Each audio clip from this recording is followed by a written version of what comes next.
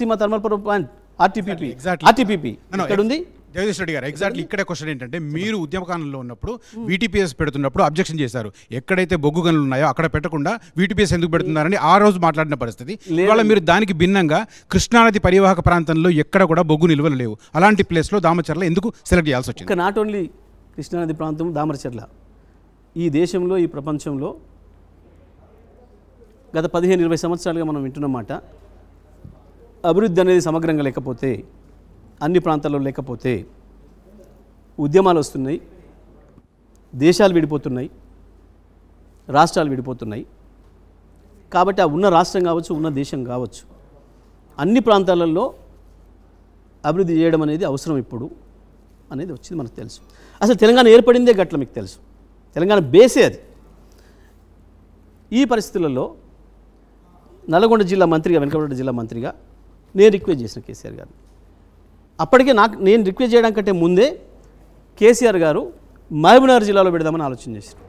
మొత్తం ఒకటే ప్రాంతంలో ఉంది విద్యుత్ ఉత్పత్తి. ఇంకోటి కూడా ఇటువంటి ఎమర్జెన్సీ సర్వీసెస్ సంబంధించి కూడా ఒకే చోట ఉండడం అనేది ఎప్పటికైనా మంచిది కాదు, ప్రమాదం కూడా. వివిధ లొకేషన్స్లో ఉండాలి అనేది కూడా ఒక ఆలోచన ఉంది, దేశవ్యాప్తంగా ప్రపంచవ్యాప్తంగా కూడా.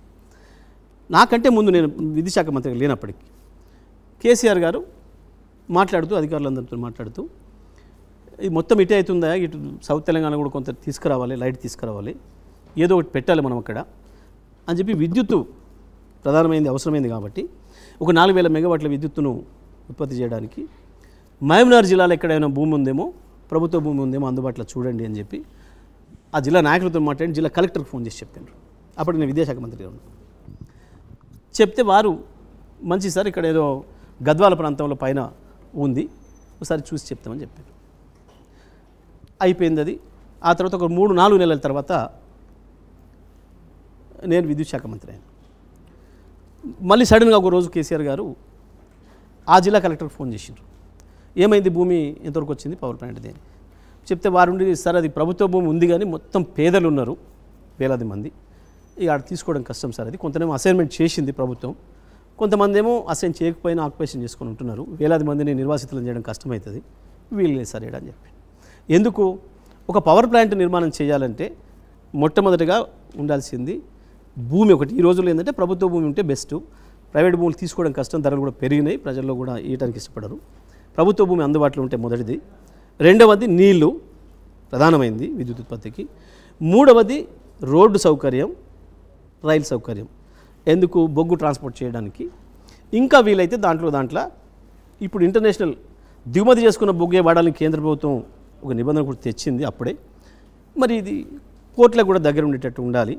పైగా అక్కడ అవతల వైపు రాయచూరులో ఎన్టీపీసీ పెట్టి ఉంది ఆడ ఆల్రెడీ, కాబట్టి యువతల ఒకటి మనది, దానికి 4 కిలోమీటర్ల దూరంలో మనం ఉంటాం యువతల వైపు. ఆ ప్రాంతంలో అయితే ఇంకా బెస్ట్ అన్ని రకాల అని చెప్తే కేసీఆర్ గారు వారికి వీలు కాదన్నారు. అన్నాక ఖమ్మం కలెక్టర్కి ఫోన్ చేసిండ్రు. సరే ఇటు వీళ్ళు సౌత్లో పెడదాం అనుకుంటే వీలు కావట్లేదా, వీళ్ళతో కావట్లేదు, మరి అక్కడనే ఏమైనా గవర్నమెంట్ ల్యాండ్ ఉందని చూడు అని చెప్పి. అదే రోజు వారు చెప్పగానే నేను బయటికి పోయి మా కలెక్టర్ మా ఆర్డీఓకి ఫోన్ చేసిన, మీరు కూడా ఆర్డీఓకు, ఎందుకంటే నాకు అప్పటికి ఐడియా ఉంది, అంతకుముందు చెప్పిన దాన్ని బట్టే నేను ఇది అన్నిసార్లు చెప్పేవన్నీ 4 అందుబాటులో ఉన్న ప్రాంతం ఏది అని చూస్తే దామరచర్ల పక్కన వీర్లపాలెం అని ఉంటుంది. నేను ఎప్పుడో నాకు మొదటి నుంచి తెలుసు, అక్కడ మాకు బంధుత్వం ఉంది కాబట్టి ఇప్పుడు చూసినోని ప్రభుత్వ ల్యాండ్లు, బ్యారన్ ల్యాండ్లు వందల వేల ఎకరాలు కనపడేది. నేను వారికి ఫోన్ చేసి వెంటనే అక్కడ ఏమైనా గవర్నమెంట్ ల్యాండ్ ఎంత అందుబాటులో ఉంది ఒకసారి నాకు చెప్పు అని చెప్పిన.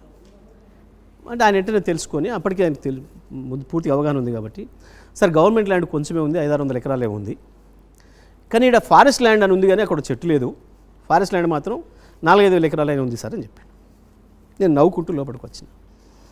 ఇది నవ్వుతున్నమైంది అని అడిగి కేసీఆర్ గారు, ఏం లేదు, మీరు పవర్ ప్లాంట్ పెట్టాలి అక్కడిక్కడ వెతుకుతుంటే మా జిల్లాలో కూడా ఏమైనా అవకాశం ఇస్తారేమో, 1000-2000 మెగావాట్లు నాకు అని చెప్పి, ఇట్లా పలానా కాడ ఉంది, రోడ్డు ఉంది, దానికి హైవే ఉంది, రైలు మార్గం ఉంది, బీబీనగర్ నడికుడి, నీళ్లు ఉన్నాయి బ్రహ్మాండంగా, ప్రభుత్వ భూమి ఉందేమని అడిగితే ఆయన ఆడియో 500-600 ఎకరాలే ఉందంటుండు, కానీ ఫారెస్ట్ ల్యాండ్ ఉందంటుండు, అది వీలు కాదు కదా అన్న. నేను అయ్యో ఎవడు చెప్పిండు నీకు అమాయకంగా, ఫారెస్ట్ ల్యాండ్ ఉంటే ఎందుకు వీలు కాదు, ఇంకా మంచిగా తీసుకోవచ్చు, దానికి ఆల్టర్నేట్గా మనం ఇవ్వచ్చు వేరే కాడ, ఆ నిబంధనలు ఉన్నాయి అని చెప్పి, గంతభూమి మీ కాడ ఎక్కడిది ఫారెస్ట్ అని చెప్పి డిఎఫ్ఓ చేసి ఫస్ట్ ఆఫ్ ఆల్ చేస్తే ఉంది సార్ ఆ గుట్టలలో ఈంచెల్లాడికి కృష్ణగూడెం 10-15 ఎకరాలు ఉంది సార్ అన్నాడు.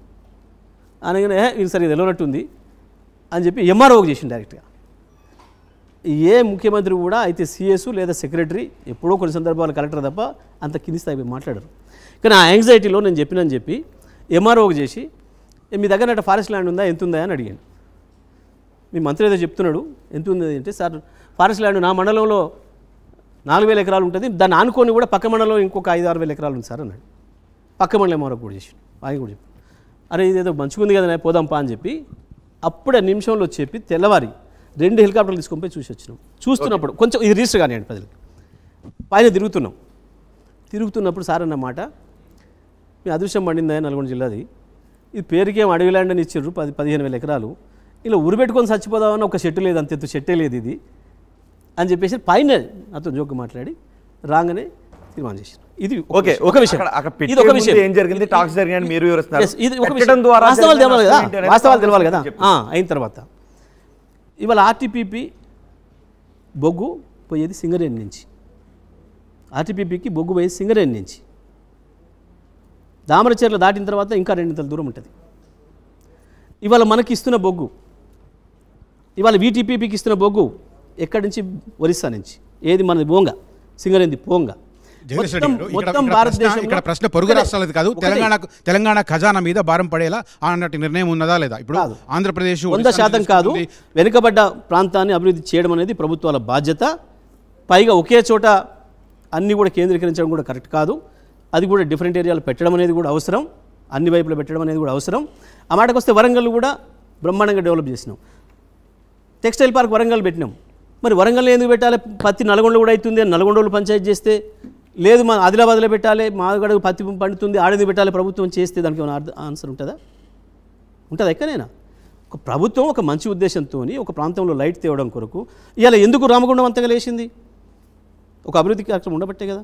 ఎందుకు కొత్తగూడెం లేచింది? ఉండబట్టే కదా. వరంగల్ కూడా ఎందుకు లేపాలనుకున్నాం? ఒక ప్రత్యామ్నాయం ఉండాలి. కేవలం హైదరాబాదే కాదు, తెలంగాణకి ఇంకొకటి కూడా పెద్ద నగరం ఉండాలి. ఏదైనా పరిస్థితులు వచ్చినప్పుడు ఒకటి సిద్ధంగా ఉండాలి, ప్రజలకు రిలీఫ్ ఉండాలి.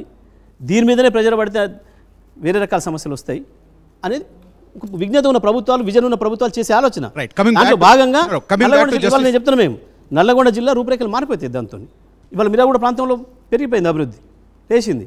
ప్రత్యక్షంగా 4-5 వేల ఉద్యోగాలు కావచ్చు, పరోక్షంగా 20,000 మందికి వస్తాయి ఉద్యోగాలు. ఆ రకంగా ఒక ప్రాంతాన్ని అభివృద్ధి చేయడం కొరకు పెడితే ఏ ప్రభుత్వం అయినా, ఇలా ఈ ప్రభుత్వం అయినా ఒక ఆయన అక్కడ ఎందుకు పెట్టిండు ఒక లిఫ్ట్, నువ్వు ఆయన ఎందుకు పెట్టినావు లిఫ్ట్, నాకు అక్కడ పెట్టలేదు ఎందుకని ఇంకోటి అడిగితే ఏం చేస్తావు? ఇది ఒక సెన్స్లెస్ వాదన తప్ప, మూర్ఖపు వాదన తప్ప నిలబడేది కాదు. వాడు ఎవడైనా మాట్లాడి రాజకీయ నాయకుడు, కానీ ఒక జడ్జి అంటే ఆయనకు, ఒక జస్టిస్ అంటే ఆయనకు సమగ్రమైన ఆలోచన ఉండాలి కదా. ప్రభుత్వం యొక్క ఉద్దేశం ఏంది అని తెలవాలి కదా. ఇక్కడ క్లియర్ గా coming back to L Narasimha Reddy, మీకు ఇంకోటి కూడా చెప్తాను, మీకు ఒక నిమిషం లెట్ మీ ఆస్క్ దీన్ని కంప్లీట్ చేయండి. ఇంకోటి కూడా చెప్తున్నా, బొగ్గు గనులు చాలా ఈయన చెల్లడికి అంతటి ఉన్నాయి. నువ్వు మొట్టమొదటి సింగరేణిలో ఎందుకు స్టార్ట్ చేసినావు? నువ్వు మొట్టమొదటి రామగుండంలో ఎందుకు చేసినావు? మొదలు ఆగని ఎందుకు దోవినావు, మా ఊళ్ళు ఎందుకు దోవలేదని అడిగితే ఏం చెప్తావు సమాధానం? ఇప్పుడు వస్తున్నారు కదా ఒకటి దోవుకుంటా.